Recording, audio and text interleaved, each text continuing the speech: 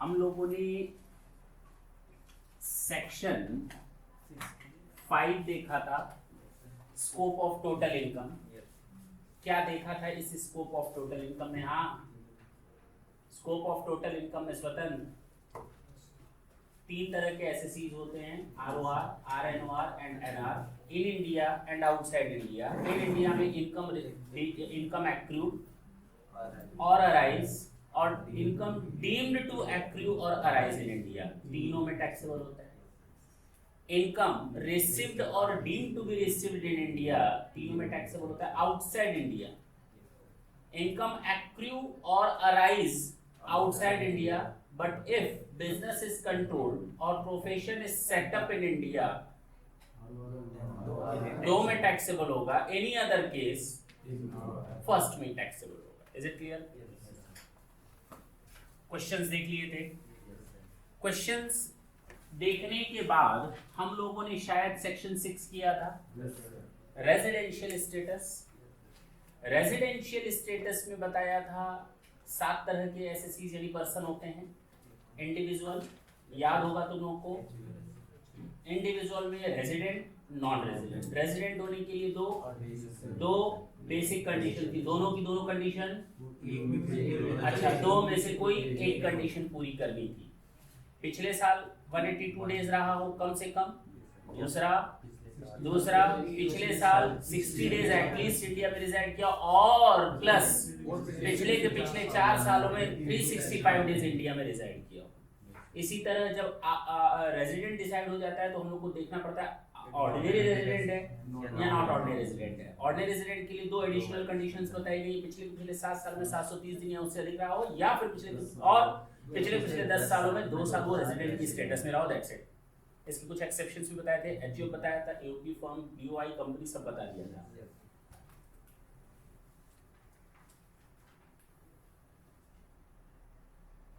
आज जो आपकी बारी है वो है सेक्शन 8, इसकी सेक्शन 8।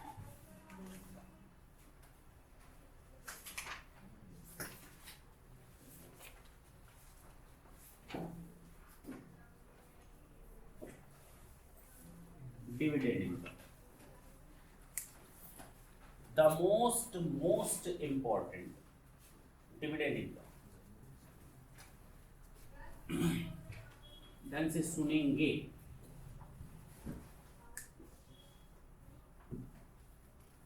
ये टॉपिक इसलिए भी जरूरी है कि जब तक आप सीए, सीएस, सीएम में करेंगे और जब आप फाइनल स्टेज पर आते हैं तो उस समय आपको एक चैप्टर बहुत रुलाता है, और वो है असेसमेंट ऑफ कंपनीज। कौन सा?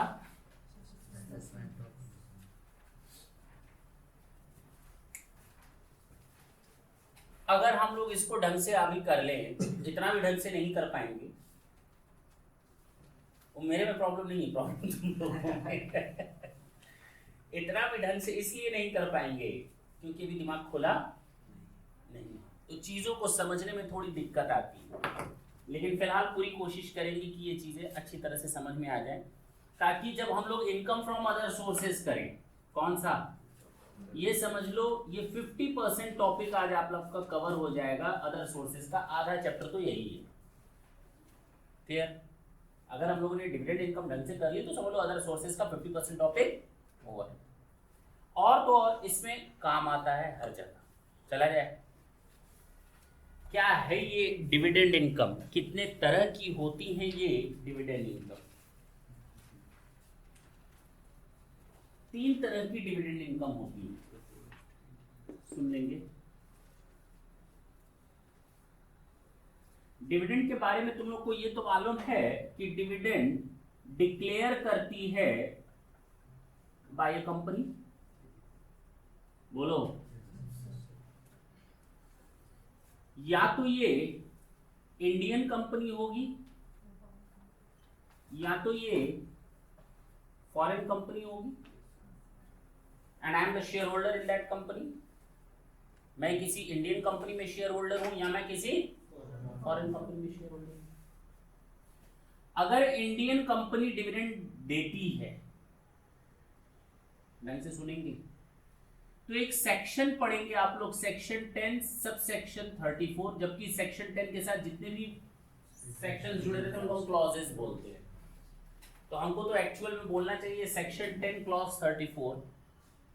सेक्शन 2 और सेक्शन 10 के साथ जितने भी अटैचमेंट्स होते हैं उनको हम क्लॉज का नाम देते हैं, लेकिन हमारी चूंकि आदत है तो मेरी इस आदत को आप लोग माफ नहीं करेंगे तो हमारा कुछ बिगड़ेगा। हम सेक्शन 10 सब सेक्शन 34 ही बोलेंगे। Is it clear? Yes sir. चलो, अगर कोई इंडियन कंपनी आपको डिविडेंड देती है तो in the hands of company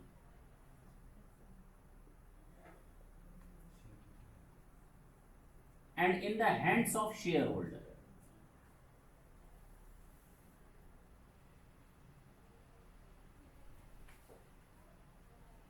in the hands of shareholder exempt होता है, यानी जो आपको इनकम मिली है ना डिविडेंड के तौर पर उस पर टैक्स नहीं लगेगा।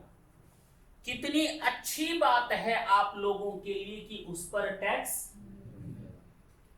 अच्छी बात है, अच्छी बात है। क्या आपको उस पर टैक्स देना पड़ेगा? क्यों? क्योंकि आप ऑलरेडी, अंतर ये है वो आपने नहीं दिया, वो कॉर्पोरेट डिविडेंड टैक्स या डिविडेंड डिस्ट्रीब्यूशन टैक्स के नाम से, डिविडेंड डिस्ट्रीब्यूशन टैक्स के नाम से कंपनी ऑलरेडी पे कर चुकी है। 15% का रेट लगता है। फिलहाल इतना डिटेल में तुम लोग को जाने की जरूरत नहीं है। प्लस सरचार्ज लगता है 12% प्लस 3% लगता है एजुकेशन एंड एसएचजी। तुम लोग को उसके पीछे अभी जाने की जरूरत नहीं है, केवल इतना ही समझ लो, that is more than enough कि कंपनी ने ऑलरेडी डिविडेंड टैक्स दे दिया। कब दिया? जब कंपनी डिविडेंड, ये किस सेक्शन के अकॉर्डिंग है? 115 ओ के अकॉर्डिंग। सेक्शन 115 ओ कहता है अगर कोई इंडियन कंपनी डिविडेंड डिक्लेयर करती है, क्या करती है? कंपनी डिविडेंड डिक्लेयर करती है, कंपनी डिविडेंड पे करती है या कंपनी डिविडेंड डिस्ट्रीब्यूट करती है, तो कंपनी ऐसे डिक्लेरेशन, ऐसे पेमेंट या ऐसे डिस्ट्रीब्यूशन पर डीडीटी या सीडीटी का पेमेंट करेगी और पेमेंट करने के बाद आपके हाथ में डिविडेंड दिया जाएगा। अब आपके हाथ में माफ इसलिए हुआ है क्योंकि उस पर ऑलरेडी टैक्स जा चुका है, तो गवर्नमेंट ने आपके ऊपर कोई एहसान नहीं किया। वो तो नॉर्मल फंडा ही है कि एक इनकम पर एक बार ही टैक्स लगेगा, डबल टैक्सेशन अवॉइड किया जाता है। Is it clear? पक्की बात है, ये समझ में आया? अच्छा, अब अगर मैं बात करूं किसी फॉरेन कंपनी की, किसकी? फॉरेन कंपनी अगर डिविडेंड देती है, अब फॉरेन कंपनी, उसके देश में क्या कानून है उससे हमको लेना देना, हमारे देश में क्या कानून है हमको उससे लेना देना है। अब उसके in the hands of company I don't care, वो डीटीएए वगैरह में देखा जाएगा, डबल टैक्सेशन अवॉइडेंस एग्रीमेंट, वो फलाना डिब्बा का दूसरी चीज है, उससे हमको भी लेना देना नहीं फिलहाल। अब फॉरेन कंपनी है, इसने जो डिविडेंड दिया होगा या तो उसने इंडियन कंपनी को दिया होगा, किसको दिया होगा? पेड टू अदर्स, हाँ या ना? अगर फॉरेन कंपनी ने डिविडेंड इंडियन कंपनी को दिया है, ढंग से सुनना, इतना इंपॉर्टेंट नहीं है, केवल मैं तुमको एक बेस क्लियर कर रहा हूं, इसके अलावा आप इससे ज्यादा समझने की जरूरत नहीं पड़ेगी, ताकि कभी भी कोई चीज आंखों के सामने आए तो ये ना रहे कि हम जानते नहीं है। अदरवाइज मैं ही बता दूं तुम लोग को इसको बिल्कुल जानने की जरूरत नहीं है। 5 मिनट सुनो, कंसेप्ट केवल दिमाग में रखो, उसके बाद उसको डिलीट करने का मन करे तो डिलीट कर देना, रखने का मन करे तो।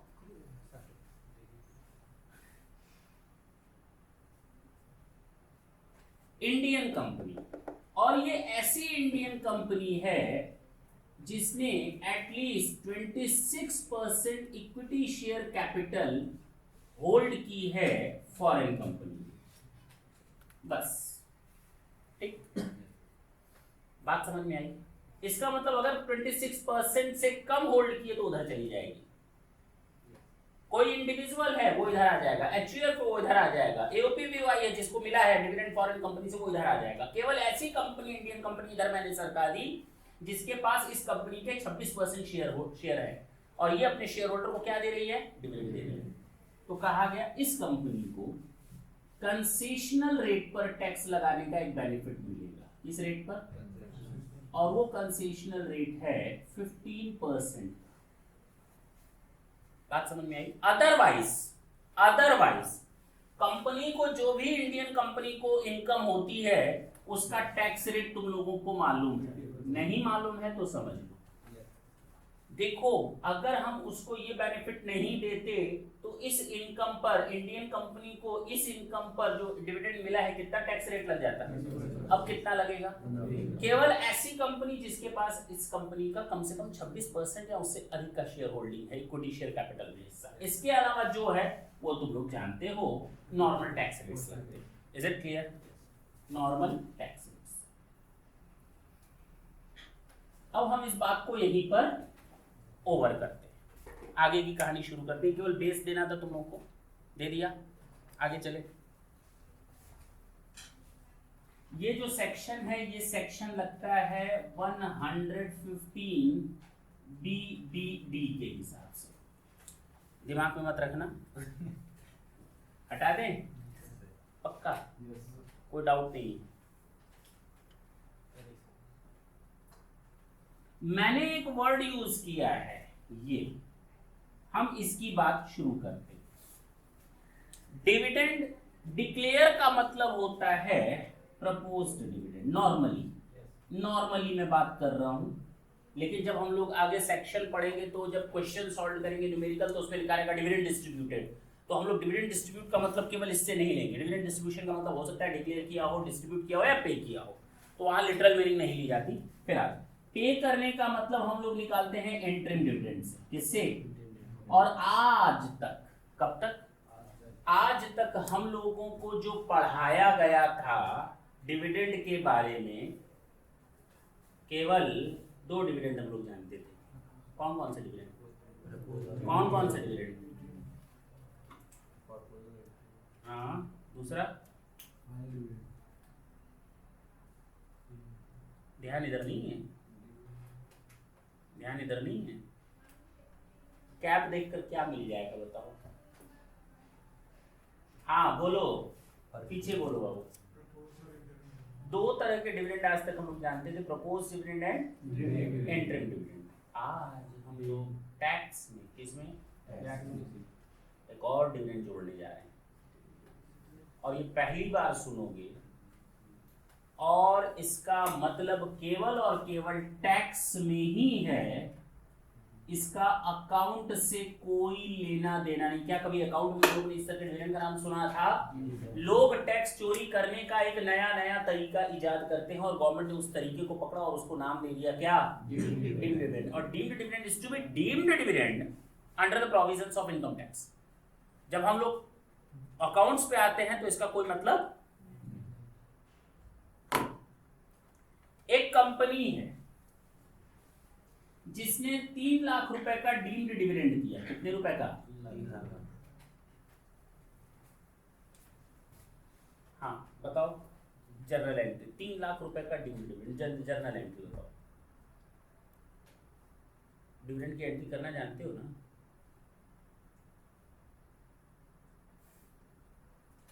हाँ बोलो आओ कुछ। हाँ, dividend account debit to equity share holding, जो मन में आया बक दिया। हाँ बोलो। नहीं, डिविडेंड की एंट्री बताओ। वही नहीं आती तो डीम्ड डिविडेंड की क्या खाक करोगे?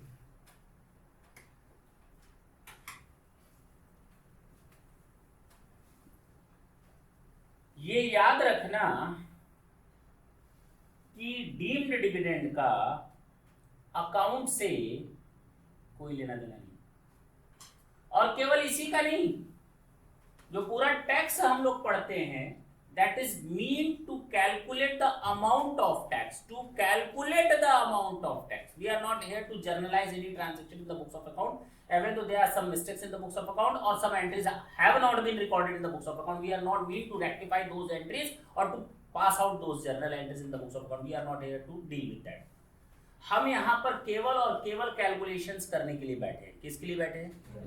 कैलकुलेशन। किस चीज का कैलकुलेशन? टैक्स का। बात खत्म। जर्नल एंट्री से दूर दूर तक इसका कोई रिश्ता नाता नहीं। तो डीम्ड डिविडेंड कहाँ यूज होता है? स्पेशली केवल टैक्सेशन। बाकी ये भी टैक्स में भी होता है, अकाउंट में भी होता है, लेकिन इसका अकाउंट से कोई लेना देना नहीं है। फिलहाल अकाउंट से कोई लेना देना नहीं है किसी भी चीज का टैक्स में अभी तक। चलें आगे चल सकते हैं। तो अब याद रहेगा डीम्ड डिविडेंड की अगर बात करें तो 3 तरह के डिविडेंड की बात बोली गई है। डिक्लेयर्ड, यानी हम किस डिविडेंड की बात कर रहे हैं? डिविडेंड पेड किसकी बात कर रहे हैं? डिविडेंड डिस्ट्रीब्यूट किसकी बात कर रहे हैं? Is it clear? पक्का? हटा सकते हैं। और 115 वही कहता है, थोड़ी देर पहले मैंने बताया कि कंपनी को सीडीटी पे करना पड़ता है। यहाँ कॉर्पोरेट डिविडेंड टैक्स कितने के रेट से लिखा है ना? आने दो, हटाएं इसको। वापस आते हैं सेक्शन 8 पर। किस पर? सेक्शन 8।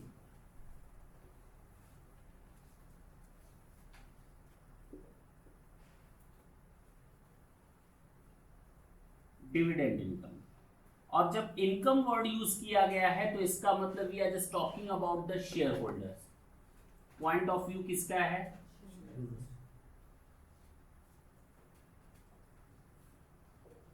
कंपनी के बारे में बात नहीं कर रहे। ठीक। डिविडेंड इनकम किसी भी शेयर होल्डर के हाथ में 3 तरह से, या तो वो प्रपोज्ड डिविडेंड लेगा, या तो वो एंट्रिम डिविडेंड लेगा, और टैक्सेशन की बात हो रही है तो या तो वो डीम्ड डिविडेंड रिसीव करेगा। हमें इन तीनों के टैक्सेशन की बात करनी है। अब थोड़ी बात हम लोग कर लेते हैं प्रपोज डिविडेंड की। प्रपोज डिविडेंड जिसको हम लोग एक और नाम देते हैं फाइनल डिविडेंड। क्या नाम देते हैं?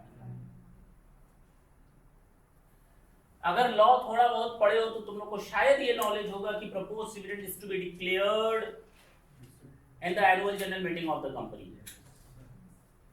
प्रपोज डिविडेंड या final dividend annual general meeting में डिक्लेयर होता है। हाँ या ना? और एनुअल जनरल मीटिंग नाम ही है एनुअल, साल में 2 बार होती है। अच्छा, नाम है एनुअल तो साल में 1 बार होती है। तो एनुअल जनरल मीटिंग साल में 1 बार होती है। कब होती है ये डेट्स तुम लोग को मालूम है नहीं मालूम है वो किनारे कर देते हैं। और annual general meeting share holders की मीटिंग होती है। वो इसलिए बुलाई जाती है ताकि सारे शेयर होल्डर्स को बुलाकर बैठाया जा सके। कोई शेयर होल्डर दिल्ली का रहने वाला होगा, कोई मुंबई का रहने वाला होगा, कोई चेन्नई का रहने वाला होगा, कोई सूरत और अहमदाबाद का रहने वाला होगा, कोई कानपुर और लखनऊ का रहने वाला होगा, कोई भीलवाड़ा और कहीं का रहने वाला होगा। हाँ या ना? उन सारे शेयर होल्डर को बुलाया जाता है उस मीटिंग में। भैया साल भर तो तुम लोग देखने तक नहीं आए कि क्या काम हो रहा था कंपनी में, जबकि कंपनी तुम लोग की और चला कौन रहा था कंपनी को? डायरेक्टर्स। तो तुम लोगों को ये जानने के लिए कि कंपनी ने पिछले 1 साल में किस तरह का परफॉर्मेंस और रिस्पॉन्स दिया है वो जानो आकर के, और हमारी एनुअल जनरल मीटिंग अटेंड करो। Is it clear? सारे शेयर होल्डर आकर के बैठते हैं, उनको वो सारी चीजें परफॉर्मेंस, अगर फाइनेंशियल परफॉर्मेंस दिखाना हो तो क्या दिखाएंगे? Balance sheet. क्या दिखाएंगे? पीएल अकाउंट, फाइनेंशियल स्टेटमेंट दिखाएंगे। इन टोटालिटी अगर हम बात करें एनुअल जनरल मीटिंग में क्या क्या वर्क किए जाते हैं जो कंपलसरी होते हैं। पहला फाइनेंशियल स्टेटमेंट को प्रेजेंट करना बिफोर द शेयर होल्डर्स, उनकी अप्रूवल लेना उस फाइनेंशियल स्टेटमेंट कि हाँ हमने आपको दिखा दिया और इसके बारे में जाना। दूसरा, पुराने डायरेक्टर को हटाना और नए डायरेक्टर को अपॉइंट करना। तीसरा, पुराने ऑडिटर को हटाना और नए ऑडिटर को अपॉइंट करना। चौथा नहीं बोलते, फोर्थ बोलते। चौथा मरने के बाद होता है। हाँ बोलो। फोर्थ, डिविडेंड का डिक्लेरेशन करना। ये वही मीटिंग है जहां पर आपको बुलाया भी इसलिए जाता है आओ कुछ ले करके जाओ, नहीं तो क्यों आएगा शेयर होल्डर अपने घर बार को छोड़ करके 4,000 6,000 फ्लाइट की टिकट कटवाएगा, दूर तक जाएगा और वहां पर तालियां बजा कर आ जाएगा, अच्छा कंपनी ने ये काम किया ठीक है चलते, वैसे भी वैसे को पोस्ट से पहुंचाया जा सकता, तो अपना काम क्यों छोड़, उसको लालच रहती है कि हमको वहां जाकर के कुछ मिलेगा, dividend sorry propose dividend.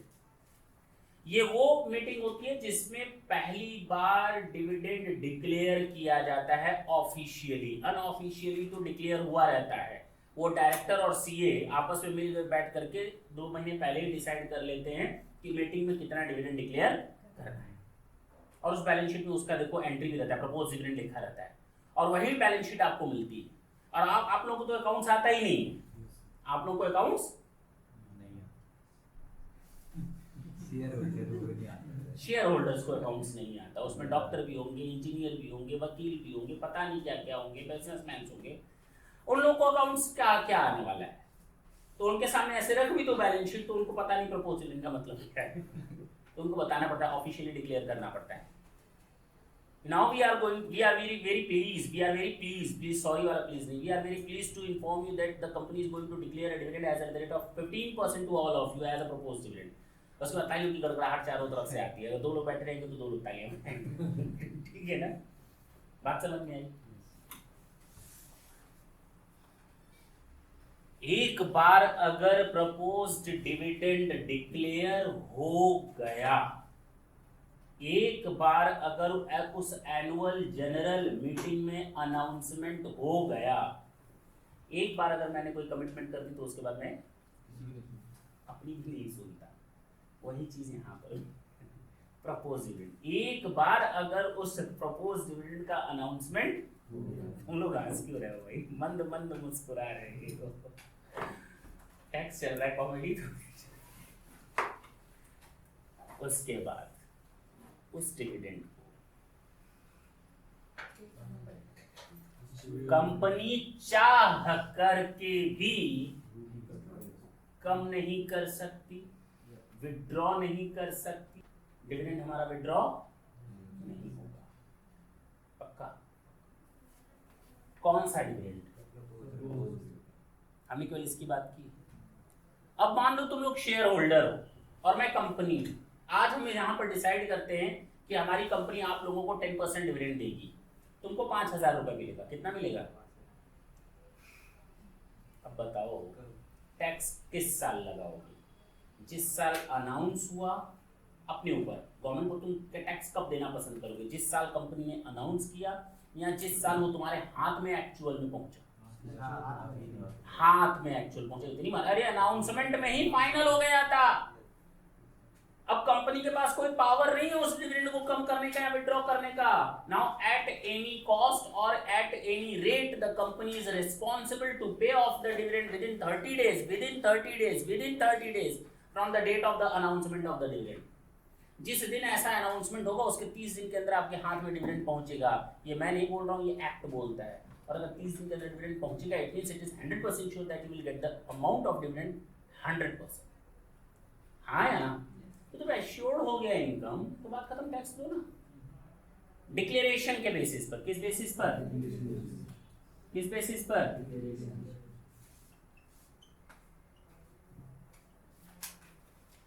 Tax कब लगेगा? डिक्लेरेशन के बेसिस। दूसरा इंटरिम डिविडेंड। कंपनी को साल के बीच में लगता है कि कंपनी बहुत ज्यादा कमा रही है, क्यों नहीं इस कमाई को, चूंकि शेयर होल्डर को लास्ट में बांटना ही बांटना है, क्यों नहीं इतनी ज्यादा कमाई को थोड़ा बांट करके मार्केट में कुछ गुडविल कमा ली जाए और अपने शेयरों का दाम मार्केट में ऊंचा कर दिया जाए। भाई सीधी सी बात है, अगर कोई कंपनी साल के बीच में इंटरिम डिविडेंड डिक्लेयर कर रही है तो इसका मतलब company is going well. Well मतलब कुआं नहीं, अच्छा गो टू हेल। तो अगर कोई कंपनी अच्छा कर रही है तो जाहिर सी बात है वो अपने शेयर होल्डर्स को वो डिस्ट्रीब्यूट करे। तो कंपनी इंटरिम डिविडेंड बांटती है। क्या बांटती है? Interim dividend. Company dividend announce करेगी, कंपनी बहुत खुश है कंपनी के अपने हाफ ईयरली प्रोग्राम से और कंपनी बहुत ज्यादा कमा रही है, चलो हम तुम लोगों को 5-5% का इंटरिम डिविडेंड डिक्लेयर करते हैं। लेकिन कंपनी के डायरेक्टर्स के पास ये पावर है कि वो चाहें तो बाद में इस अमाउंट को या परसेंटेज को या रेट को कम भी कर सकते हैं और विड्रॉ भी कर सकते हैं। अब अगर मैंने कहा कि मुझे कंपनी तुमको डिविडेंड देगी और तुम्हें 5,000 रुपए का डिविडेंड मिलना है, इंटरिम डिविडेंड, तो कब टैक्स लगाना चाहिए? जब मिल जाए, क्योंकि जब तक मिला नहीं है तब तक एश्योर्ड नहीं है कि मिलेगा भी। अब बात समझ में? तो टैक्स किस बेसिस पर लगना चाहिए? पेमेंट बेसिस पर। हाँ है ना? डीम्ड डिविडेंड की बात करते हैं।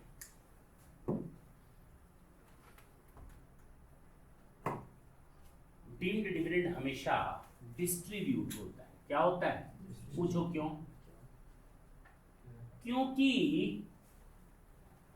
कंपनी ने तो ये चालाकी या साजिश रची थी कि हमको 115 ओ पे लगने वाला जो सीडीटी या डीडीटी है वो गवर्नमेंट को ना देना पड़े, तो कंपनी ने डायरेक्ट उस चीज को डिविडेंड का नाम ना दे करके आपको बेनिफिट कुछ दूसरी तरह से दिया। क्यों? क्योंकि डिविडेंड पेमेंट करने के केवल दो ही तरीके हैं। डिविडेंड पे करने का कोई तीसरा तरीका नहीं है। कंपनी लॉ के हिसाब से डिविडेंड पे करने के केवल दो ही तरीके हैं। डिविडेंड पे करने का कोई तीसरा तरीका नहीं है। बताओ कौन से दो तरीके? पेमेंट करने का तरीका मैं पूछ रहा हूँ, डिविडेंड का तरीका नहीं पूछ रहा हूँ। टाइप्स ऑफ डिविडेंड नहीं पूछ रहा हूँ। मैं पूछ रहा हूँ डिविडेंड कैसे देते हैं तुमको। मेरे पास से तुम्हारे पास तक डिविडेंड कैसे पहुंचेगा, मैं वो पता नहीं। हाँ क्या बोले? कैश या चेक? कैश या चेक? काइंड में नहीं हो सकता। काइंड में नहीं हो सकता। हम इसकी बात कर रहे थे, उधर किधर जा रहे हैं? काइंड में नहीं हो सकता। किसमें नहीं हो सकता? डिविडेंड कंपनी लॉ कहती है dividend must be paid through cash or cheque. There is no any other mode of payment of dividend. Dividend warrant है, उसको मैं नहीं बता रहा हूँ, तुम लोग लॉ में पढ़ोगे डिविडेंड वारंट कैसे होता है, उसके थ्रू डिविडेंड कैसे जाता है, तुम लोग लॉ में पढ़ना। फिलहाल मैं दो ही तरीके बता रहा हूँ, कैश के थ्रू डिविडेंड का पेमेंट करना और चेक के थ्रू डिविडेंड का पेमेंट करना। Is it clear? अब कंपनी समझ गई अगर मैं कैश देती हूं या मैं चेक देती हूं एज अ डिविडेंड तो मेरे ऊपर तो लग जाएगा, लेकिन तुमको बेनिफिट चाहिए, क्यों ना हम सरकार को मूर्ख बनाने का काम करें और अपना डीडीटी भी बचा लें। डीडीटी बहुत होता है, बहुत होता है। अब इसके ऊपर सरचार्ज जोड़ो और इसके ऊपर एजुकेशन सेस और एसएचजी जोड़ो, आया ना? तो तुम लोग को समझ में आएगा कितना टैक्स बना। तुम लोग कहोगे सर 15% प्लस 12% प्लस 3% 17.304, क्या इफेक्टिव रेट कितना आया? लेकिन ये गलत है। ये रेट जानते हो इन तीनों को जोड़ने के बाद कितना आता है? 15 प्लस 12 प्लस 3 20.36 63 या 36। अजीब लग रहा है ना? नहीं नहीं, अरे बहुत अजीब बात है भाई। तीनों को जोड़ दो ना, 15% प्लस 12% प्लस 3% 17.304 आना चाहिए। Normal effective rate of tax ऐसे ही हम लोग को सिखाया जाता है, लेकिन यहाँ पर ऐसे नहीं निकाला जाता है। यहाँ पर ग्रॉसिंग अप का कंसेप्ट लगता है। कौन सा कंसेप्ट लगता है? ग्रॉसिंग अप का कंसेप्ट लगता है। वो तुम लोग को भी जानने की जरूरत नहीं, तो अभी 10 मिनट और चला जाएगा। जानना नहीं चाहते वैसे? छोड़ो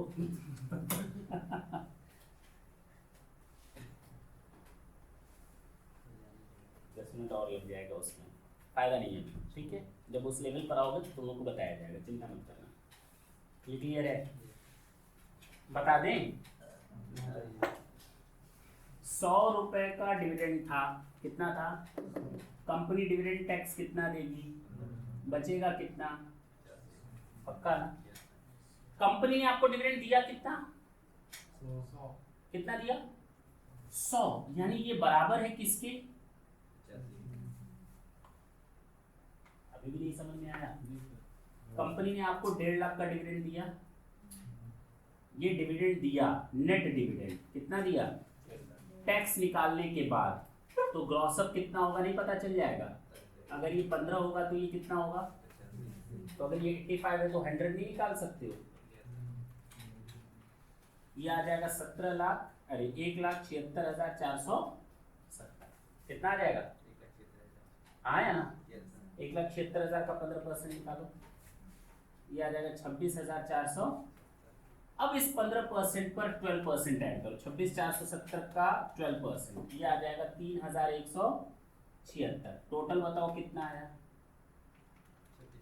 ये आ जाएगा 29,646। इसका 3% ऐड करो, ये आ जाएगा 889। अब तीनों को ऐड करो, टोटल अमाउंट आ गया 26,470 प्लस 3,176 प्लस 889। टोटल गवर्नमेंट के पास टैक्स कितना जाएगा? कितने रुपए पर? कितने पर? 150 पर। 30,535 डिवाइडेड बाई 150, 20.356। पहले ही मैंने बता दिया था, 20.36 बताया था ना। सीधे देखो, अब रेट निकालो। इतना घुमा फिरा कर बात करने से अच्छा हम सीधे यही बोल सकते थे। तो उस तरह से इफेक्टिव रेट नहीं निकाला जाता है, यहाँ पर इफेक्टिव रेट निकाले के ग्रॉसिंग अप का सिस्टम अप्लाई होता है, ठीक है ना। फिलहाल तुम लोगों से कोई मतलब नहीं था इसका, नहीं तो घर जाकर तुम लोग बीमार हो जाते। तो मैंने कहा बता दें, कुछ लोग की आदत होती है बीमारी पालने की, जिसको नहीं पालना हो तो कुछ भी नहीं करेगा तो उसको कोई फर्क ही नहीं पड़ेगा। चले, कहने का मतलब ये है कि ये डिस्ट्रीब्यूशन किस चीज का, लोग सरकार को इन 5 तरीकों से मूर्ख बनाते थे। कितने तरीकों से? 5 तरीकों से। अब उन 5 तरीकों को हम लोग देखना चाहेंगे कि वो 5 तरीके कौन कौन से हैं और कैसे डीडीटी बचाया जा सकता था। लेकिन सरकार ने कहा बेटा तू डीडीटी बचाएगा और मैं कानून पे कानून बनाता जाऊंगा। पहला सेक्शन, दूसरा सेक्शन, थर्ड, फोर्थ और ये 5। ये 5 सेक्शंस हम लोग को स्टडी करने हैं किस टॉपिक पे। स्टार्ट करें।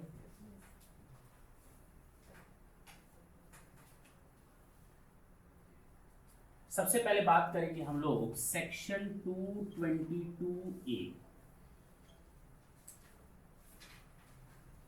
एक कंपनी है जो चाहती है डिविडेंड बांटे, लेकिन वो डिविडेंड बांटने से पहले ये सोच रही है अगर मैं डिविडेंड दे दूंगी तो डीडीटी या सीडीटी लग जाएगा 20% के हिसाब से। देखो ना आया रेट लग जाएगा, नुकसान होगा कंपनी को। और बांटना तो फायदा तुम ही लोगों में है और तुम लोग तो अपने हो, कंपनी तुम लोगों की टैक्स देकर क्या करोगे नहीं समझ। तो एक काम करते हैं हम लोग, चोर चोर सगे भाई भी तो हो सकते हैं।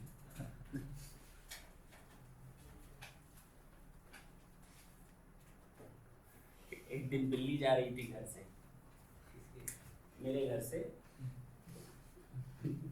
मैंने अपनी बेटे को कहा कि भाई देखो तुम्हारी मौसी जा रही है। वाइफ सुन बचपन में वही पढ़ाती हैं अपने बच्चे को, बेटा बोलो बिल्ली मौसी, बिल्ली मौसी। और जब हम लोग बोलते हैं तो बड़ी प्रॉब्लम होती है कि नहीं।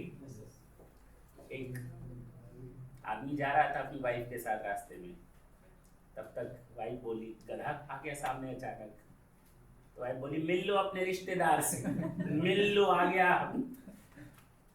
उस आदमी ने अपनी औरत को देखा, फिर गधे से कह रहा है हाँ ससुर जी क्या हाल है।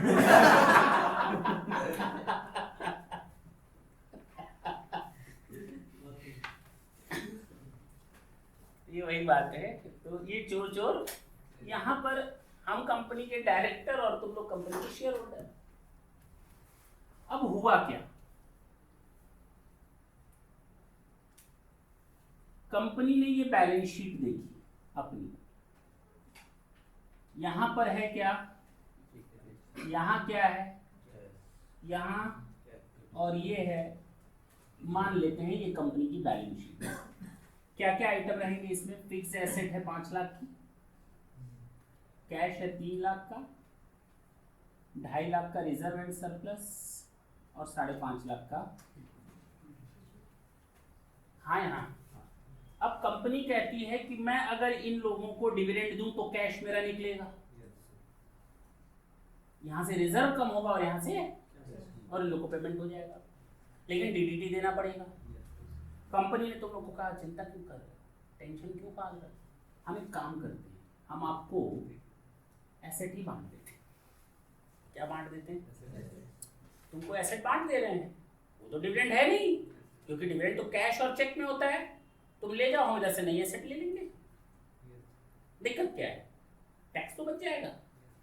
डिस्ट्रीब्यूशन किस चीज का? डिस्ट्रीब्यूशन किस चीज का? किस लिए? डिविडेंड के नाम पर, डिविडेंड के बदले टैक्स चोरी करने को। तो सरकार ने इसको क्या नाम दे दिया? अब क्या रूल बना होगा? मान लो इसमें से 2 लाख रुपए की एसेट, कितने रुपए की? जिसकी फेयर मार्केट वैल्यू 1.5 लाख रुपए है, 1,50,000, कंपनी वो आपको डिविडेंड के तौर पर दे रही है। पक्की बात? जनरल एंट्री तो कुछ होनी नहीं है, क्योंकि टैक्सेशन में ही इसका फंडा है। अकाउंट्स में तो वैसे भी हम इसको डिविडेंड बोलते ही नहीं है, अकाउंट्स में तो हम इसको डिविडेंड बोलते ही नहीं, और ऐसे डिविडेंड का नाम तो कभी सुना भी नहीं सुना। ये पहली बार आप लोग सुन रहे हैं, किसमें? टैक्स में। तो सरकार ने कहा ये जो 1.5 लाख या 2 लाख जो भी हो, अभी तुम लोग हमें बताओगे, इसको हम डिविडेंड मानने जा रहे हैं। इसको हम क्या मानने जा रहे हैं? Distribution of fixed asset amongst the share holder or to a shareholder will be treated as deemed dividend. ये जरूरी नहीं कि 1.5 लाख का डिविडेंड जो है या 1.5 लाख की एसेट है सारे शेयर होल्डर में बांट दी जाए। हो सकते हैं 5 शेयर होल्डर हो और केवल एक को दिया गया, तो भी ये डीम्ड डिविडेंड हो जाएगा। क्या कंपनी किसी शेयर होल्डर को एसेट बांटने के लिए बनाई गई है? क्या कंपनी को इनकॉर्पोरेट करने का पर्पस ये था कि एसेट को डिस्ट्रीब्यूट करेंगे? अरे उस तुम एसेट को बिजनेस में यूज करो, डिस्ट्रीब्यूशन काहे के लिए कर रहे हो? नहीं कर सकते? कर सकते हो? नहीं कर सकते। अब बताओ डिविडेंड माने या ना माने? कितना? 2 लाख, 1.5 लाख या कुछ और? 2 लाख डिविडेंड माना जाएगा। 1.5 लाख कितना? 1.5 लाख। और अगर ये 2.5 लाख होता तो 2.5 लाख होती इसकी फेयर मार्केट वैल्यू, तो 3.5 होता तो 3,50,000 होता तो 3,50,000।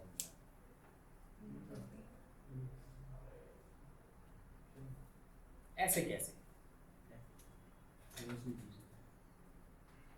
ऐसे कैसे 3 लाख आप मान लेंगे? कहीं देखिए 3 लाख तो मैंने कहा 2 लाख, 1.5 लाख तो 1.5 लाख।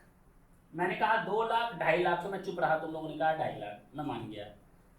मैंने कहा 2 लाख, 3.5 लाख, मैंने कहा दिमाग की घंटियां बंदी होंगी। इधर देखो, अच्छा मैंने कितना बोला? 3 बोला, मैंने भी गलत बोला, 2.5 बोला, 2.5। इधर देख, मैंने भी गलत बोला, 2.5 लाख। मुझे दिमाग में 2.5 आती है, 2.5 लाख। क्योंकि अगर कंपनी डिविडेंड बांटती, एक्चुअल में अगर कंपनी डिविडेंड बांट रही होती तो मैक्सिमम कितना बांट सकती थी? इससे ऊपर तो बांट ही नहीं सकती, क्योंकि कंपनी अगर डिविडेंड बांट भी रही होती तो अपने रिजर्व एंड सरप्लस से ऊपर जाकर तो नहीं बांट सकती ना। बोल, डिविडेंड इसका मतलब कंपनी बांट रही है, चोरी कर रही है, किस लिमिट तक? 2.5 लाख। अगर इसके नीचे तक की फेयर मार्केट वैल्यू है ओके, इसके ऊपर की फेयर मार्केट वैल्यू है तो इसके लिमिट। अब बात समझ में आई? क्योंकि कंपनी मैक्सिमम डिविडेंड देकर कितना चोरी कर सकती थी? 2.5 लाख। हाँ या ना? अब बोलते हैं इस सेंटेंस को दोबारा बोलते हैं, और जो सेक्शन 222A में लिखा है मैं उस पॉइंट को पढ़ता हूं और तुम लोग को समझ में आना चाहिए कि क्या लिखा है। सुने, चले, जो तुम पूछ रहे हो वो डी में आएगा, और डी में आएगा तो उसमें कंसेप्ट क्लियर हो जाएगा। एनी डिस्ट्रीब्यूशन, क्या? Any distribution by a company. Company distribute ही तो कर रही है ना, डिक्लेयर कर रही है ना पे कर रही है, डिस्ट्रीब्यूट कर रही है। Any distribution by a company of accumulated profits whether capitalised or not. अभी इसका मतलब नहीं बताया मैंने। If such distribution entails the release by the company to its shareholder of all or any part of the asset of the company. If the company is going to distribute the asset full or in part, then it will be treated as deemed dividend. How much? To the extent of availability of accumulated profits.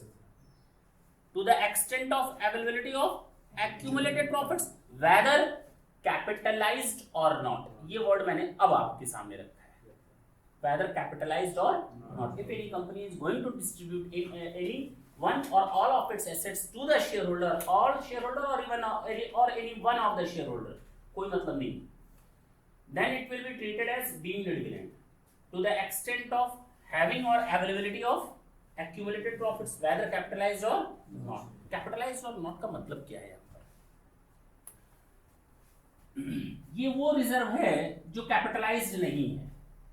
कभी कभी हम reserve and surplus को capitalise करते हैं, मालूम है ना? मालूम है कैसे? तालियां बजाओ बच्चे के लिए. तुम लोग तो रेखा मॉडल ताली बजाते हो, देखो इधर.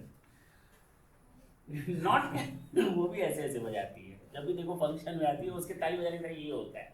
ये समझ में नहीं आता कि क्या है, क्या तालियां. और कुछ लोग तालियां बजाते हैं अपने आप के हाथ किसी दूसरे की पीठ पर मार कर बजाते हैं. इधर देखो, इसमें से ऑलरेडी ये जो 5,50,000 दिख रहा है ना, इसमें 4,50,000 नॉर्मल है शेयर कैपिटल और 1 लाख बोनस शेयर वाला है. ये बोनस शेयर कभी गया होगा, और जब गया होगा कहां से गया होगा?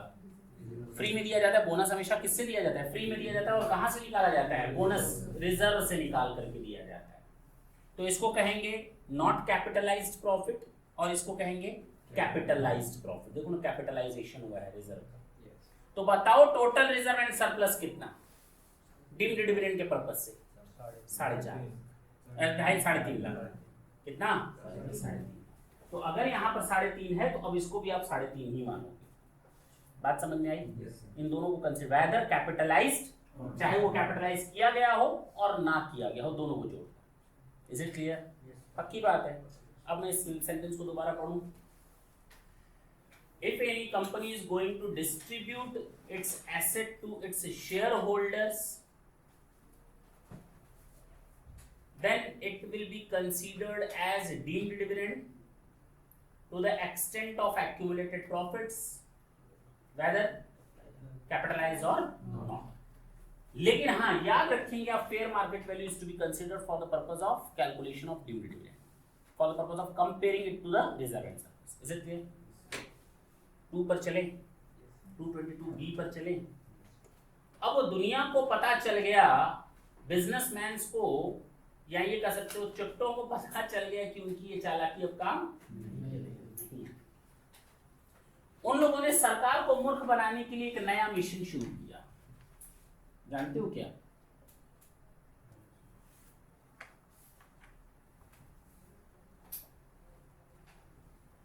ये बैलेंस शीट है.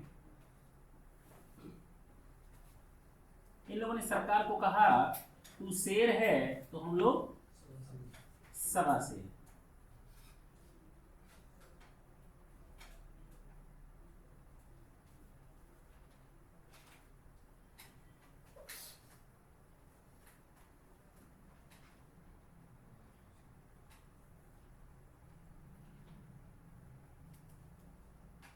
हो सकता है ऐसा?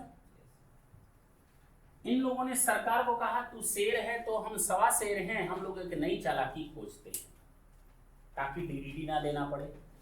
क्या चालाकी खोजी होगी इन लोगों ने?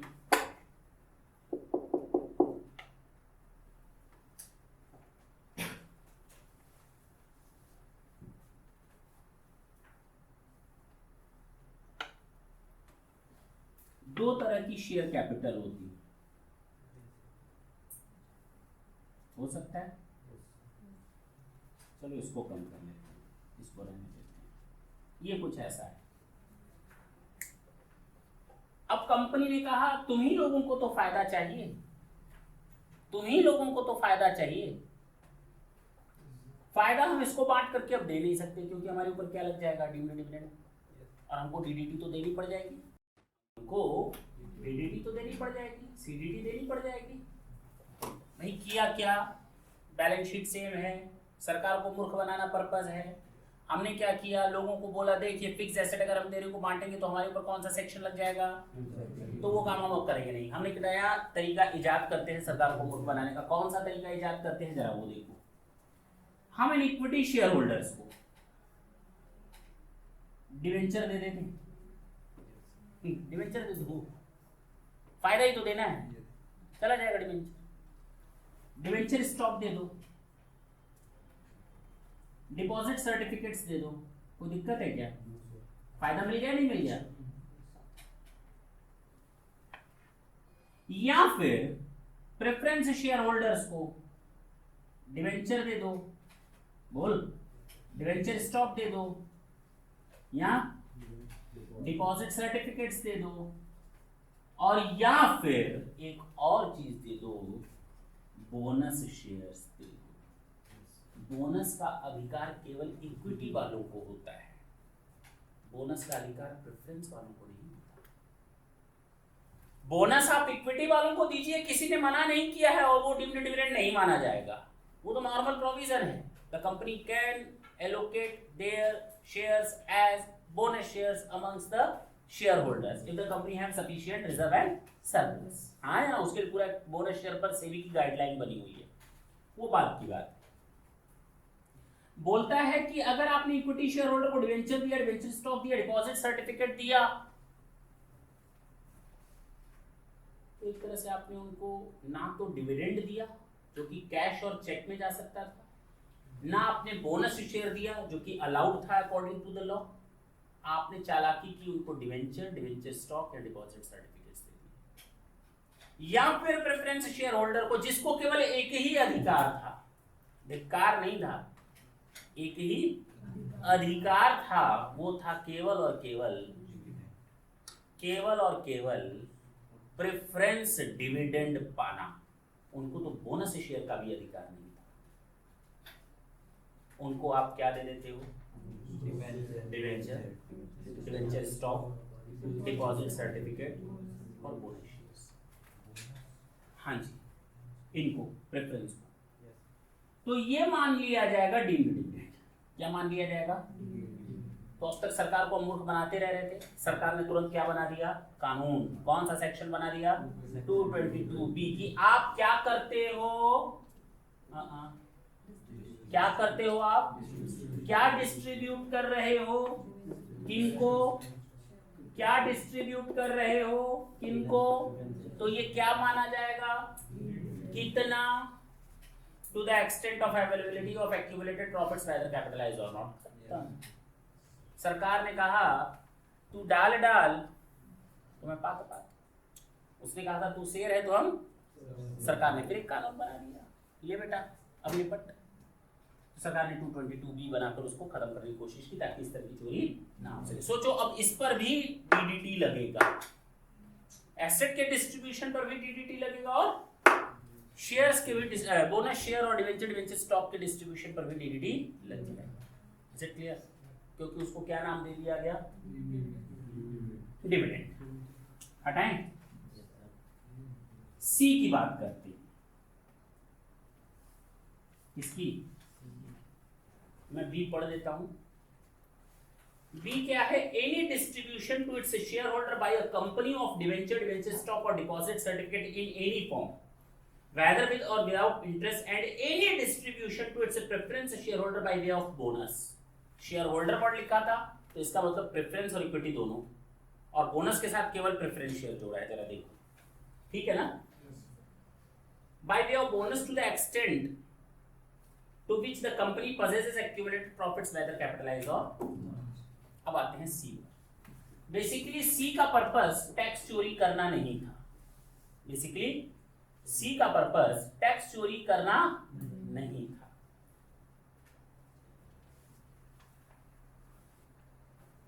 सी बेचारा ऑटोमेटिक जनरेट हो गया लिक्विडेशन ऑफ अ कंपनी के केस में। किस केस में, ऑटोमेटिक।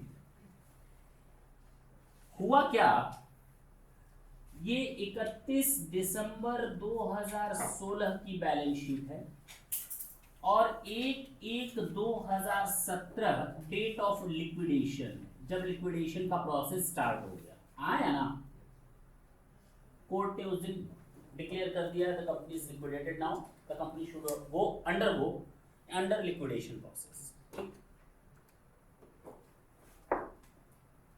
और उस डेट ऑफ लिक्विडेशन के ऊपर की बैलेंस शीट ये है, और जब लिक्विडेशन होता है तो शेयर होल्डर्स को उनका पेमेंट वापस किया जाता है, मालूम है ना, मालूम है कि नहीं। लिक्विडेटर आता है, वो सारी एसेट्स को अपने कब्जे में लेता है, उन एसेट्स को बेचता है, लायबिलिटीज को पे ऑफ करता है, जितना पैसा बचा रहता है वो किनको बांट देता है, शेयर होल्डर्स को। और शेयर होल्डर ये कहते हैं कि this is the repayment of share capital. Share holder ये कहते हुए चिल्लाते रहते हैं कि this is the repayment of share capital.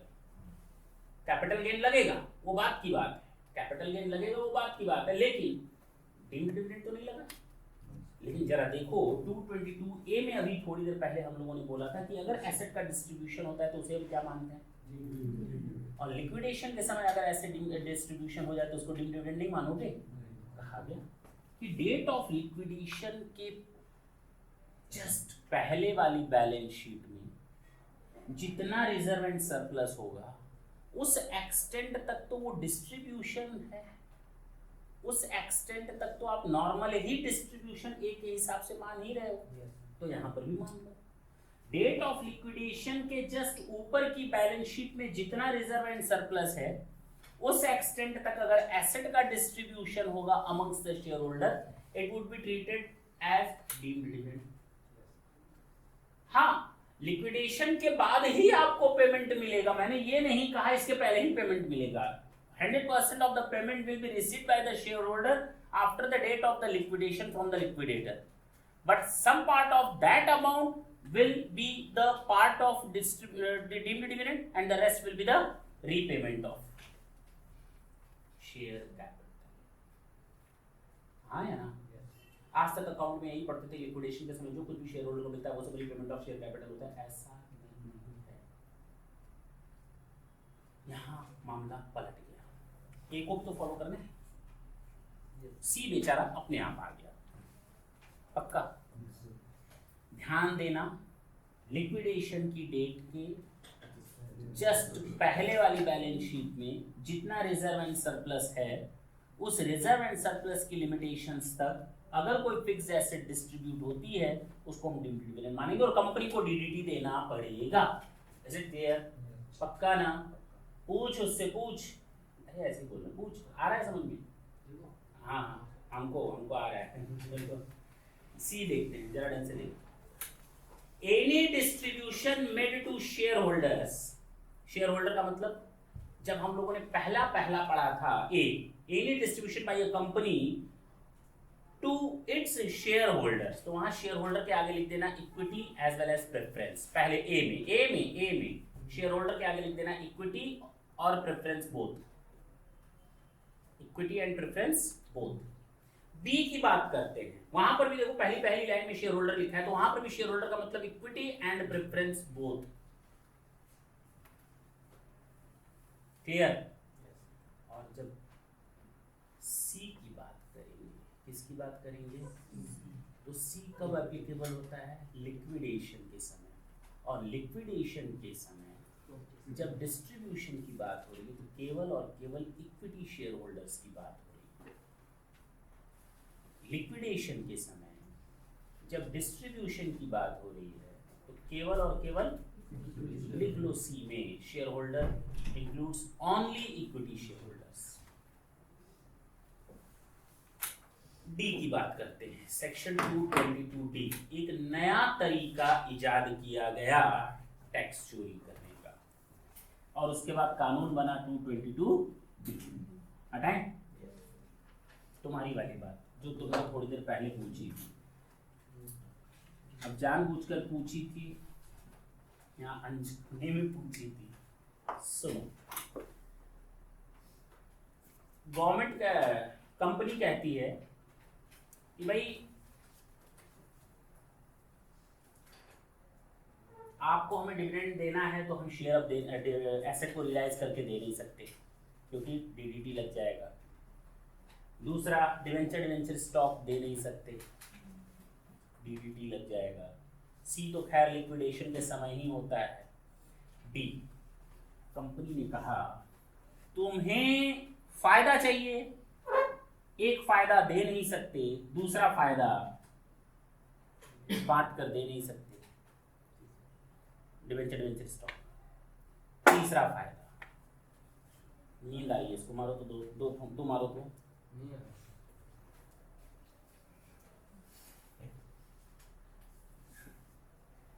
हम जान रहे हैं बोर हो रहा होगा, अब जिसको पास होना है उसके लिए तो बोर नहीं होगा। जो एग्जाम देना चाहता है, मन से इच्छा लेकर आया है कि पास होना है, और ये किस लिए पढ़ रहे हैं? सोने के लिए। अच्छा, पास होने के लिए हमको मैं नहीं कहा सर।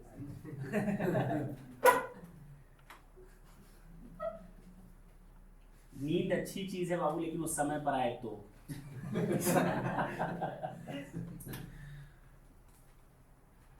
हंसना अच्छी चीज है, वो भी समय पर आए। हम मातम में गए होता रोते हुए निकलोगे। कई लोग खूब हंसते हैं, उन लोग की हंसी नहीं रुकती कहीं भी जाते हैं। और सब दुखी बैठे हैं वहां पर भी उनका हंसना चालू रहता है। मानते हो? मतलब वो मतलब देखा है ऐसा, हमको देखना।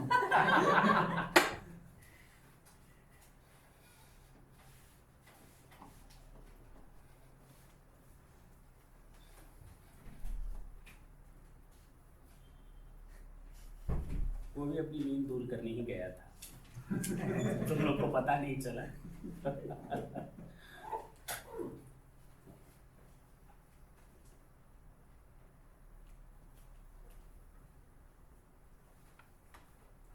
सोचो हम लोग कितना बार इसको पढ़ा चुके हैं, लेकिन चेहरे पर लगता नहीं होगा कि कई बार पढ़ाया। और मेरे चाचा बोलते थे, अंकल बोलते थे, वो भी टीचर थे, कहते थे टीचर पागल होते हैं, बटन दबाओ वही बकेंगे जो पहले बक चुके, और बार बार वही बकते हैं, लेकिन उसी एनर्जी के साथ बकते हैं जैसे पहली बार बक रहे हैं। और सही भी है। हम लोग को अगर करके पढ़ाएं तो कैसा लगेगा? तुम लोग को सुनने में इतना कष्ट हो रहा है, वो भी पहली बार सुन रहे हो, और अच्छी चीज सुन रहे हो जो प्रैक्टिकल में, तब तो एकदम आँख खुल जाए। अभी पिक्चर चला दो रणवीर कपूर और किसी हीरोइन की, ऐसे नींद भी आती होगी तो बिस्तर छोड़ करके देखोगे कि भैया देख ले, पिक्चर खत्म कर ले, आंखें वहीं टिक जाती हैं। पिक्चर है ना।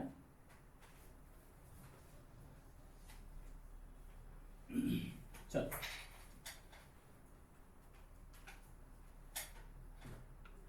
डी में क्या तरीका यूज किया गया होगा? आखिर ऐसा क्या किया गया होगा कि सरकार को चूना लग रही? डी में एक ही तरीका बचा। कंपनी का तुम्हें बेनिफिट चाहिए ना, एक काम करो, मेरे पास कोई रास्ता नहीं बचा एक किसी में। आपने हमें कितना दिया था? 10 रुपए दिया था ना? कितना दिया था एक शेयर पे? ले जाओ 2 रुपए, आज जाओ, हम मान लेंगे कैपिटल रिडक्शन हो गया, ले जाओ 2 रुपया, दे दिया तुमको, तुम्हारा 2 रुपया मिल गया। तुम्हें तो मालूम है कंपनी की वैल्यू क्या है। मार्केट में कंपनी की वैल्यू घटाने और बढ़ाने वाले कौन होते हैं? Share holder. जितनी ज्यादा लॉयल्टी होगी उतनी शेयर की वैल्यू बढ़ेगी और बढ़ेगी। तो अगर तुम ही शेयर होल्डर हो, तुम्ही को 2 रुपया वापस मिल रहा है, तुम्हें अच्छी तरह मालूम है क्यों दिया जा रहा है। हाँ या ना? जबकि कंपनी एक बहुत बड़ी गलती कर बैठी, कानूनन कैपिटल रिडक्शन अलाउड नहीं है। Once you will pay ₹10 to the company as a capital, the company cannot give back it to you against capital reduction. It can be done or it is possible only in one situation. केवल एक ही situation में capital reduction possible है। पूरे law की बात कर रहा हूँ, कंपनी लॉ जब पढ़ोगे तो केवल एक ही केस ऐसा मिलेगा जहां कैपिटल रिडक्शन अलाउड होगा, और वो है इंटरनल रिकंस्ट्रक्शन के केस में, और तुम लोग अकाउंट्स में पूरा एक चैप्टर पढ़ोगे इंटरनल रिकंस्ट्रक्शन। और इंटरनल रिकंस्ट्रक्शन होने के लिए जरूरी है कि कोर्ट की परमिशन मिली हो तो कंपनी क्या इंटरनल रिकंस्ट्रक्शन में जा सकती है। अगर कोर्ट की परमिशन नहीं मिली तो कंपनी लाख हाथ पैर मार ले, इंटरनल रिकंस्ट्रक्शन नहीं कर सकती। और इंटरनल रिकंस्ट्रक्शन करने के पीछे एक ही लॉजिक है, वो होता है लॉसेस लॉसेस लॉसेस और लॉसेस। कंपनी को जब ये लगता है कि कंपनी अंदर से इतनी बीमार हो रही है कि अब इसको प्रॉफिट मेकिंग लाना बहुत मुश्किल का काम है और उसकी बैलेंस शीट यही बीमार वाली मार्केट में जाएगी, तो कोई उस पर भरोसा अब और नहीं करने वाला। क्यों ना इस खराब बैलेंस शीट को एक हेल्दी बैलेंस शीट में कन्वर्ट किया जाए। उसके लिए कंपनी चुनती है एक तरीका इंटरनल रिकंस्ट्रक्शन। या तो कंपनी चुन ले तरीका इंटरनल रिकंस्ट्रक्शन या तो चुन ले एक्सटर्नल रिकंस्ट्रक्शन, वो कंपनी के ऊपर डिपेंड रहता है। बात समझ में आई? तो वो अकाउंट में देखना कब इंटरनल रिकंस्ट्रक्शन कब एक्सटर्नल। तो कैपिटल रिडक्शन केवल पॉसिबल होता है इंटरनल रिकंस्ट्रक्शन के केस में। किस पॉसिबिलिटी में? Internal reconstruction. तो वो यहाँ पर पॉसिबल नहीं क्योंकि कोर्ट की परमिशन लेनी जरूरी होती है। हाँ या ना? तो अगर कंपनी आपको ऐसे कोई 2 रुपए दे दे और कह दे कि ये मैंने कैपिटल रिडक्शन कर दिया, कानूनन तो ये अलाउड नहीं है। दूसरा, टैक्स में क्या गवर्नमेंट टैक्स छोड़ दे, गवर्नमेंट का तो टैक्स लेंगे, उधर से तुमको मार पड़ेगी उस कानून की, इधर से भी तेरे को मार पड़ेगी सेक्शन 222D में। Is it clear? पक्की बात है। क्या कहा गया होगा जरा वो देखो। Any distribution to its shareholder, equity preference दोनों, any distribution to its shareholder by a company on the reduction of its capital to the extent the company possesses accumulated profits whether capitalized or not। बात समझ में आई? Clear है? Last बताएं 222E। ए बताया गया था asset को distribute करने का, बी बताया गया था डिवेंचर बेंचर स्टॉक डिपॉजिट सर्टिफिकेट या प्रेफरेंस शेयर होल्डर को बोनस शेयर देने का, सी बताया गया था लिक्विडेशन के केस में, डी बताया गया था कैपिटल रिडक्शन, और लास्ट है आपका सबसे इंपॉर्टेंट क्या? ई।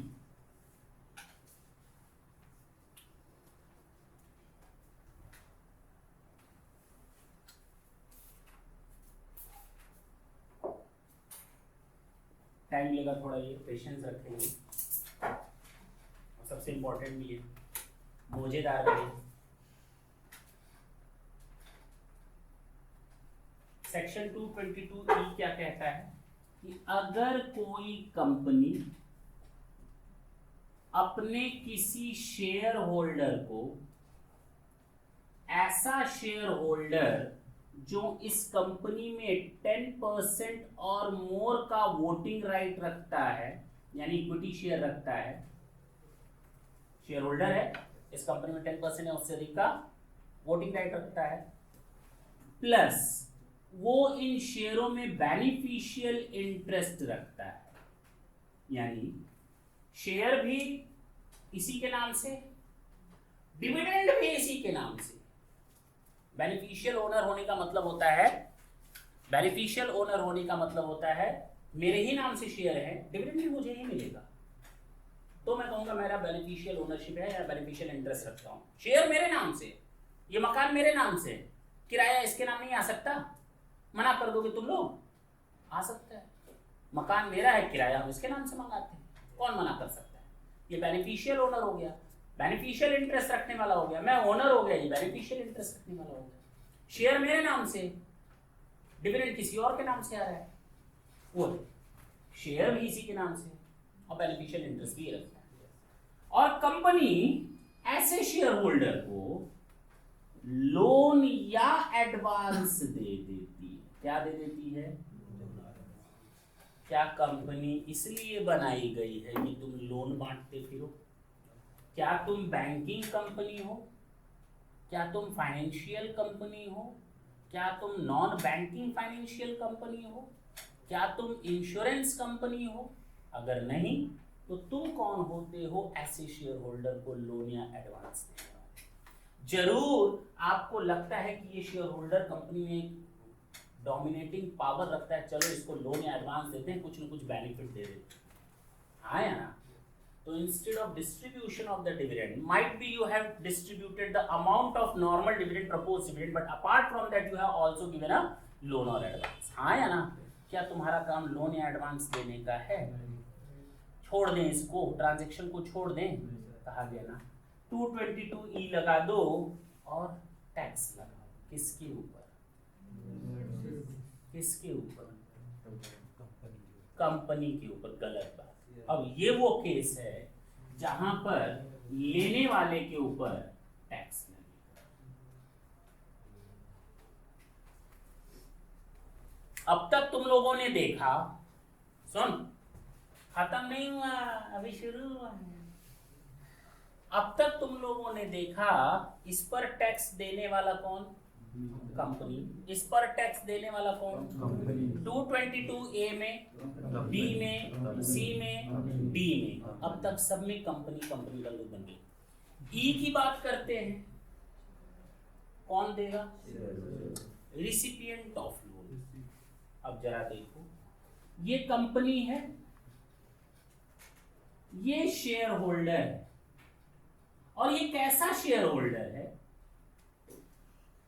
हाँ, ये ऐसा शेयर होल्डर है कि इस कंपनी में कम से कम 10% और मोर का वोटिंग पावर रखता है, साथ ही साथ बेनिफिशियल इंटरेस्ट भी रखता है। बोलो हाँ या ना? पक्का। लेकिन मालूम है अगर हमने इसको लोन दे दिया तो इसके ऊपर टैक्स लग जाएगा। कंपनी ने किसी दूसरे इंडिविजुअल को लोन दे दिया,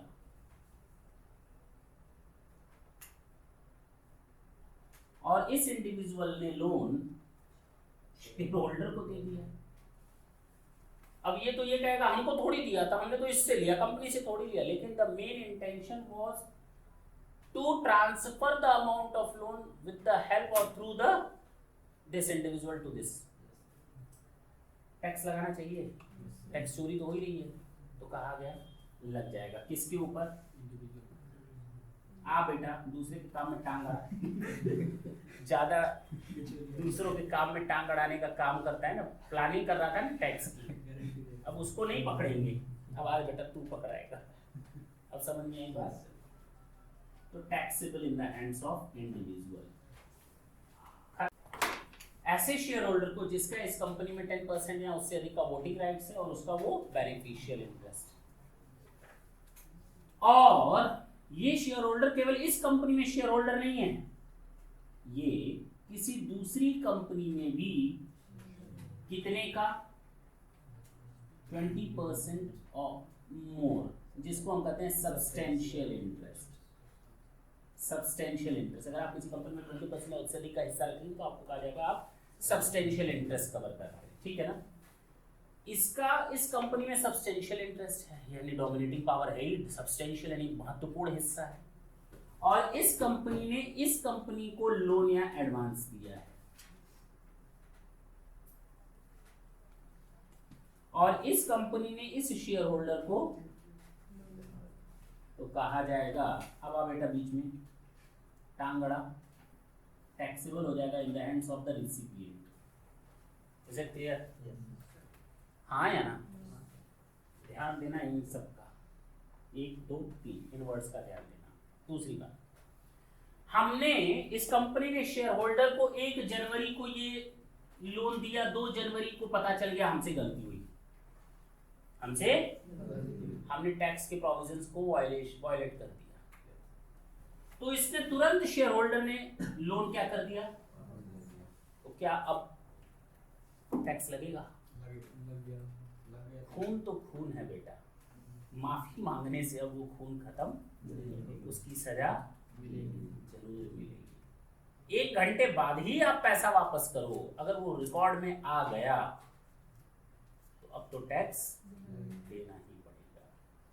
सर आपने वर्ड यूज किया है लोन और एडवांस। मान लेते हैं कंपनी ने जो पैसा दिया है अपने ऐसे शेयर होल्डर को, वो एडवांस दिया है, शेयर होल्डर को कहा है ये ले बेटा 10 लाख रुपए तू एडवांस ले ले और जा सूरत से मशीन खरीद करके ला, बोल सकती है।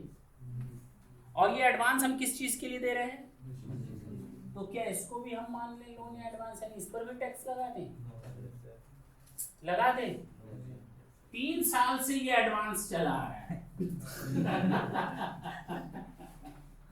कितने सालों से? शेयर होल्डर को एडवांस दिया है, वो मशीन लेने गया है, कब तक आएगा पता नहीं। तो क्या ये एडवांस है? ये एडवांस की नजरों में धूल झोंकने जैसा है ये एडवांस नहीं बल्कि लोन। नाम दिया गया है एडवांस, लेकिन ये advance in the nature of loan. तो नोट कहीं लिख लेंगे, एडवांस शुड बी या must be in the nature of loan. Normal advance की बात नहीं हो रही। Is it clear? Topic is over. लेकिन याद रखेंगे 222E पर टैक्स शेयर होल्डर देता है, 115O जो लगता है सेक्शन 115O वो propose dividend per, interim dividend per 222A B C D पर लगता है। एक और फर्क है इस E में और बाकी प्रोविजंस में, मैं जरा पढ़ूं। सबसे लास्ट वर्ड मैंने A में यूज किया था वेदर कैपिटलाइज और, B में सबसे लास्ट वर्ड यूज किया था वेदर कैपिटलाइज और, C में सबसे लास्ट वर्ड यूज किया था वेदर कैपिटलाइज और, D में सबसे लास्ट वर्ड यूज किया था वेदर कैपिटलाइज और नॉट। लेकिन E में ऐसा कोई सेंटेंस नहीं है, केवल इतना ही लिखा है to the extent of availability of accumulated profits, यानी बोनस वाले हिस्से को केवल उसी अमाउंट को जो रिजर्व एंड सरप्लस में दिख रहा है। मैं जरा वो देखूं, E को बोलूं, पक्का पेशेंस है? 2 मिनट और। Any payment by a company not being a company in which the public are substantially interested of any sum by way of advance or loan to a shareholder, being a person who is the beneficial owner of shares holding not less than 10% of the voting power, or to any concern, यानी बीच में जो mediocre आ रहा था, individual या company concern, in which such shareholder is a member or a partner and in which he is a substantial interest, यानी company, or any payment by any company on behalf or for the individual benefit of any such shareholder to the extent to which the company in either case possesses accumulated profits। कहाँ लिखा है whether capitalized? नहीं लिखा है। तो to the extent of availability of accumulated profits only, यानी केवल reserve and surplus bonus share को अब ध्यान पे यहाँ पर नहीं रखेंगे। बस इतना ही फर्क था। ABCD propose dividend, interim dividend per tax company देती है DDT के नाम से। E पर टैक्स देने का काम जो रिसिपिएंट होगा लोन और एडवांस का, एडवांस लोन के नेचर का होना चाहिए। और सारे में ABCD में वेदर कैपिटलाइज और नॉट वर्ड यूज था, E में ऐसा कोई वर्ड यूज नहीं किया गया। Is it clear? समझ में आया? टाटा बोलें। Thank you.